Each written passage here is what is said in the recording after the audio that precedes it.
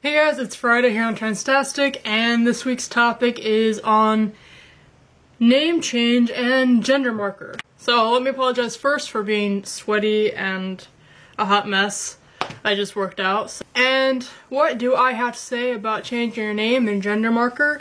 Well, if you want to do it, but it's not cheap, that's for sure, and it never will get cheap just because changing your name and your gender marker, like it costs a lot, because sometimes when people do that, they're trying to like evade bankruptcy or certain loans they need to pay off, or basically for illegal reasons.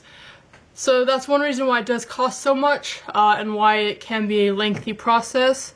And also, if you do end up changing your name and your gender marker, you need to notify all your legal stuff that has your birth name on it, and ask the legal stuff people, what are the forms I need to fill out because I just have my name changed and gender marker changed.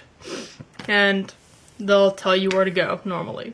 Now, if you're in the United States, it's different for every state. Some states make it fairly easy for you, like California, where like they have a form specifically for trans-identified people who want to change both their name and their gender marker. It's all one form, and they make it really easy, but you know, they still require a psychiatrist letter or psychologist and a doctor's letter and note saying that this is the correct option for you, and you still have to go to like a judge and be like, hey, can you approve this for me? And they'll be like, tell me why I should, and you give them a reason, and they'll be like, okay. I know other states can make it more difficult, but if you live in California, and I believe New York and maybe a couple other states have the same method of name change and gender marker change all in one form, which makes it nice. And if you live in a state that makes it really difficult for you, I'm sorry. And I know foreign countries also have very different processes as well. I know there's some countries that it's not even allowed. You can't even change your name and your gender marker. You just can't. For instance, Poland, I believe they just made it legal for you to change your gender marker back in 2012. Correct me if I'm wrong. And I've been looking up on that process because I have dual citizenship with Poland, and I'd like to change my name and gender marker in Poland. And I'm looking the process, and it's a fucking ridiculous process. So if anybody's from Poland, I empathize, and if you have completed that process, oh my god, if I had a golden star to give to you, I would give it to you.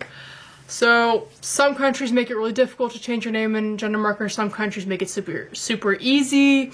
It's a different process, but usually if you just go onto Google and type in this state or this country and how to change your name and gender marker, usually like their government website will pop up with a link to a PDF file or rules and regulations or whatever. You might even need to go to like the DMV or a place of legalness and law and be like, how do I do this, if you can't find it on the internet. So I mean, I can't give you much advice, except that make sure once you do change your name and gender marker, hit up like wherever you have a credit card listed with, your social security, your health insurance, whatever insurance, just all this important legal stuff. No, tell them you change your name and gender marker, just like you have to tell them, or else it's possible you could get arrested because like it's illegal not to notify, especially like social security and things like that. So yeah, that's all I have to say on changing your name and gender marker. It's just like, if you want to do it, but like it's a process no matter where you go. It's gonna take a while. So yeah, I wish you all the luck for whoever is trying to change their name or gender marker, and for those who aren't, well, have a good weekend. Bye.